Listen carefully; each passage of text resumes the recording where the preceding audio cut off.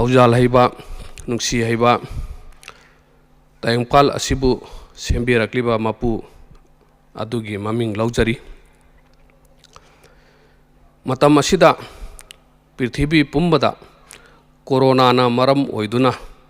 तोफम खंगदबा अमगी फिबम अमा ओइरी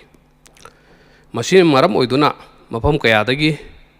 vaccine पुथोकनारक्ली vaccine असी फंगदबा गी अवाबा कयासु मायोकनारी वैक्सीन सोयदनमक कापथोकदबनी आई इसामकसु अहानबा डोज कापलुरे हुजिक कापनरिबा वैक्सीन असिदी कोरोना खक्किनी अैना ngasi मियामदा कोरोना खक्किता नतना खुदोंथिबा खुदिंगमक्तगी ngakthokpa yaba pambai ama phongdokpa pami dose ani hariba dose ani asibu mioi bai khoigi hakchangda kapsin khraba adoiba tarabadi khudongthiba khudingmaktagi ngakthokpa khak natana punchi asina leiriba makhai amasung punchi asina loi khragasu mathangi mapok adudasu maipakpa khakta oiba aduni dose ani asina karamna maipakani haibadusu aina proof praman sakhiga loinana haijage ahanba dose karino madudi taibangpal asibu sembirakliba mapu mahakhaktabu latpa ani suba dose na aikhoina laliba mapu asina tau haiba adu khakta tauba aduga tauganu haiba adu singdu taudaba asi kaktani tau amasung tauganu haibadudi karamna khangani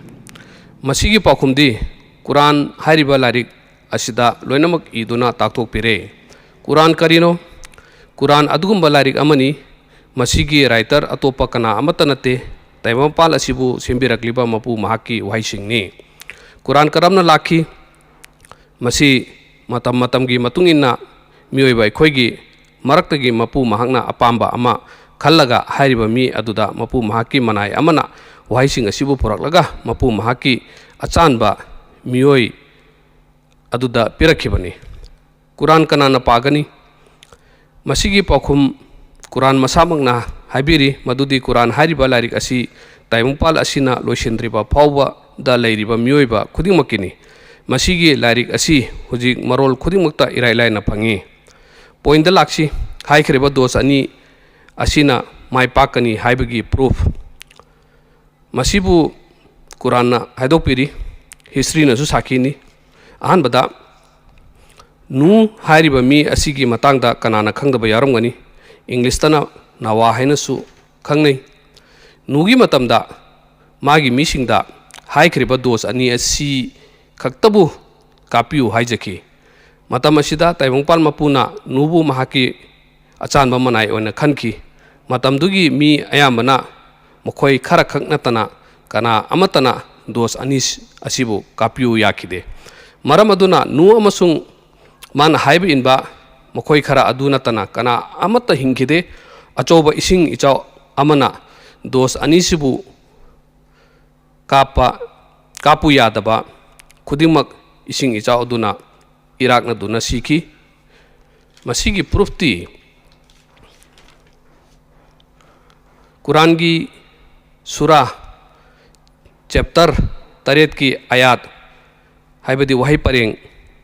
number 59 da asumna iri aikhoina haibadi Allah na tempal mapuna nubu magi mising da thakibani mana haiki o aigi mising latlu ala khaktabu mahak natana nakhoigi mapu atopa leitabani tasengnamak achoba cherak ama lakadaba adudagi aina nakhoigi damak kibi ai amuka hanna masigi mapu mahaki wai pareng asi haijarake aikhoina haibadi mapu mahakna nubu magi misingda thabiki mana harakhi o aigi mising latlu ala khaktabu mahak natana nakhoigi mapu atopa leitabani tasengnamak achoba cherak ama lakadaba adudagi aina nakhoi gidamak kibi masigi wafam asi हाइखरबा मतुंगदा मखोय खरा खक नतना नुगी दोस अनि अदु कापखिदे मरम अदुना मखोय अमत हिंखिदे हाइबगी प्रूफती कुरान मसामंगना ताथोकपिरी कुरान की सूरा हाइबदी chapter number 11 आयात हाइबदी chapter अदुगी वही परेंग number 43 दा असुमने इरी मान हाइखी नुगी मचाना नुगी मचा लेरमी मचा सिंधु मरक्ता मपा महाकना हाइकिबो वही अदु मचा अमनसु याखिदे अइना चंगजफम लौगनी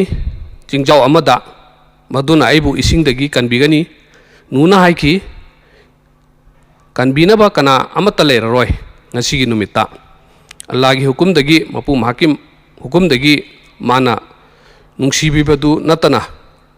अदुदगिदी मखोय अनिगी मरक्ता इथकसिंगना लाक्सिलखी अदुगा इराकनबसिंगी मनुंगदा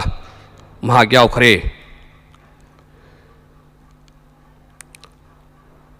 अरोइबदा मयामदा आइना हाइजनिंगबा अमना मुस्लिम हाइबा असिगी डिफिनिशनदा चेक्सिनबा हाइबसिसु अमनी अहानबदा हुजिक पेंडेमिक ओइरिबा कंडीशन असिगी मतुंगिना वैक्सीन कापथोकपियु SOP मेंटेन तौबियु कुरानदा वैक्सीन डोज अनि असि कापतबदगी फंखिबा चेरासिंग अदुगी मतंगदा मखा अमुक लाकनी।